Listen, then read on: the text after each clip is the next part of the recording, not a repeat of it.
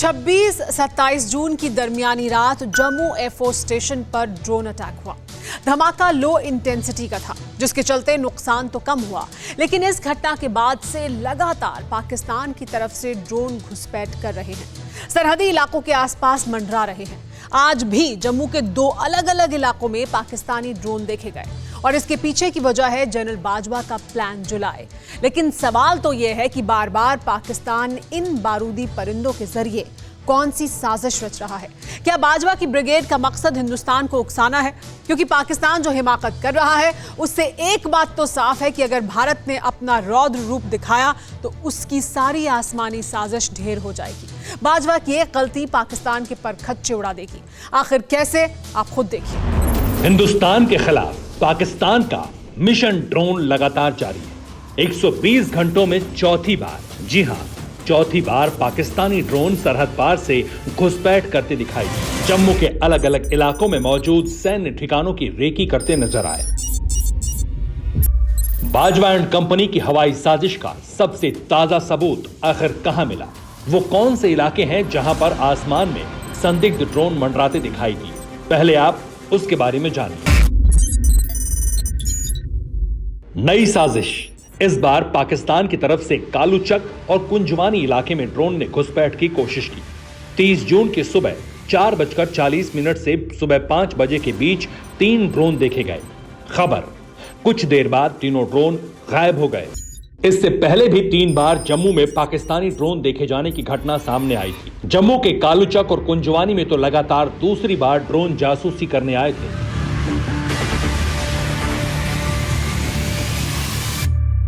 हैरानी की बात यह है कि इन दोनों इलाकों में एक नहीं, 2 नहीं, बल्कि 3 ड्रोन देखे गए।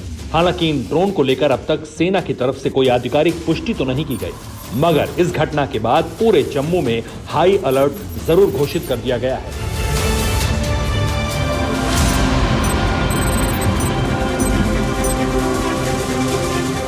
इस समय मैं मौजूद हूं जम्मू पठानकोट नेशनल हाईवे पर। यहां पर किस तरीके से अलर्ट मोड पे जम्मू कश्मीर पुलिस देखने को मिल रही है, तस्वीरों में आप देख सकते हैं। जवान किस तरीके से अलर्ट है, ये देखिए, अतिया आधुनिक हथियारों से लैस ये जवान इस चेकिंग पॉइंट पर अपनी ड्यूटी को अंजाम दे रहे हैं। ये है जम्मू पठानकोट नेशनल हाईवे, जहां पर सबसे ज़्यादा जिम्मेवारी जो है वो जम्मू कश्मीर पुलिस को दी गई है।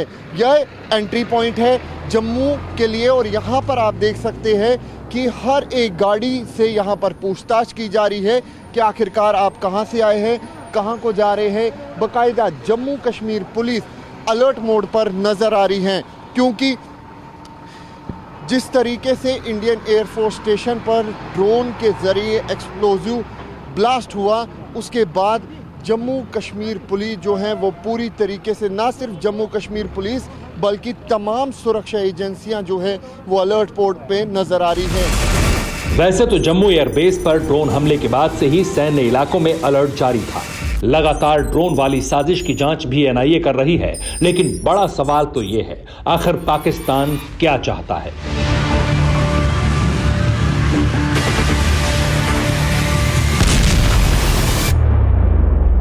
क्या वो ऑपरेशन उड़नदस्ता के चलते हिंदुस्तान को उकसाने की कोशिश कर रहा है, या फिर ड्रोन घुसपैठ के पीछे बाजवा ब्रिगेड कुछ बड़ा प्लान कर रही है? यकीनन आशंका तो कुछ ऐसी ही दिखाई दे रही है, क्योंकि भारतीय खुफिया एजेंसियों को जो ताजा इनपुट मिला है उसके मुताबिक जनरल बाजवा ने जम्मू एंड कश्मीर में ड्रोन अटैक करने का ऑर्डर दिया है। जनरल बाजवा ने मेजर जनरल असीम मलिक को निर्देश दिए। इसके बाद असीम मलिक ने मंगला में ड्रोन ट्रेनिंग सेंटर का दौरा किया। असीम मलिक की मुलाकात लेफ्टिनेंट जनरल मजहर शाहीन से हुई। असीम मलिक ने मजहर शाहीन को ड्रोन अटैक बढ़ाने के लिए कहा। आपको बता दें, पाकिस्तान के मंगला में 505 यूएवी ट्रेनिंग सेंटर है।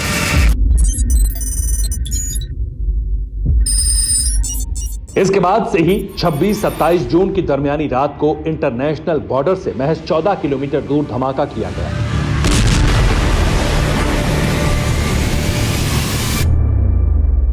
जम्मू एयरफोर्स स्टेशन ब्लास्ट के लिए वैसे तो लश्कर को जिम्मेदार माना जा रहा था, मगर सच तो यह है कि जम्मू एयरफोर्स स्टेशन पर ड्रोन से अटैक करने का नापाक प्लान लश्कर के साथ साथ पाकिस्तानी आर्मी ने रचा। जनरल बाजवा के इशारे पर पाकिस्तानी ब्रिगेड के टॉप कमांडर्स ने लश्कर को ड्रोन मुहैया कराए और इसके बाद लश्कर ने बेहद शातिराना अंदाज में रात के वक्त बारूदी उड़नदस्ते के जरिए टेरर अटैक को अंजाम दिया।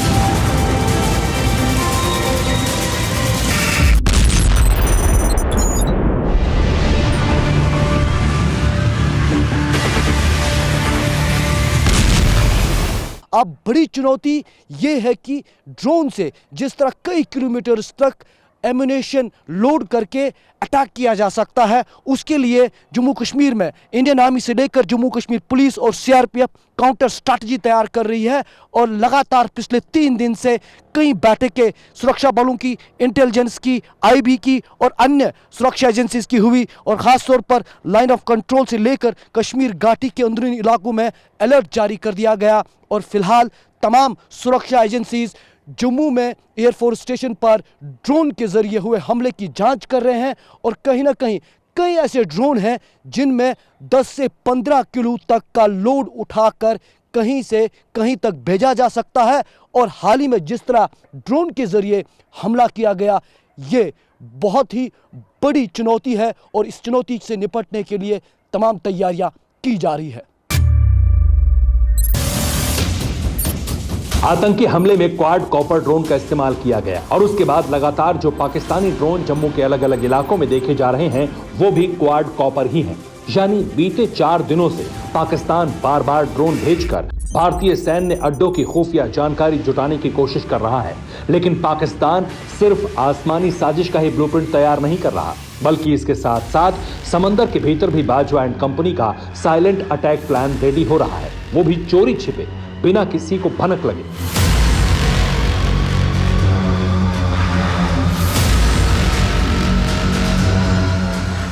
ओपन सोर्स इंटेलिजेंस के ट्विटर हैंडल के जरिए कुछ ऐसे इनपुट्स मिले हैं जो इस बात की तस्दीक कर रहे हैं कि पाकिस्तान ने समंदर के रास्ते भी घुसपैठ और अटैक की प्लानिंग की है। ओपन सोर्स डी आतिश ने कराची पोर्ट पर खड़ी एक सबमरीन की तस्वीर रिलीज की है।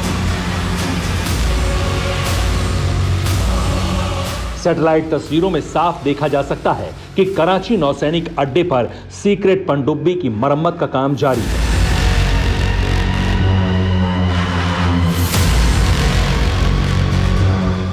पाकिस्तानी नौसेना की इस सबमरीन को लेकर यह खबर भी सामने आई है कि साल 2016 से अब तक पाकिस्तान इस सबमरीन को दुनिया की नजरों से बचाता रहा है। ओपन सोर्स इंटेलिजेंस के मुताबिक पाकिस्तानी नेवी की यह सबमरीन काफी छोटी है, लेकिन इसके पीछे मकसद बड़ा है। इस छोटी सबमरीन के जरिए भारतीय समुद्री सीमा में आसानी से घुसपैठ करना, हिंदुस्तान के सोनार सिस्टम और रडार को चकमा देना, यही पाकिस्तान का मकसद है।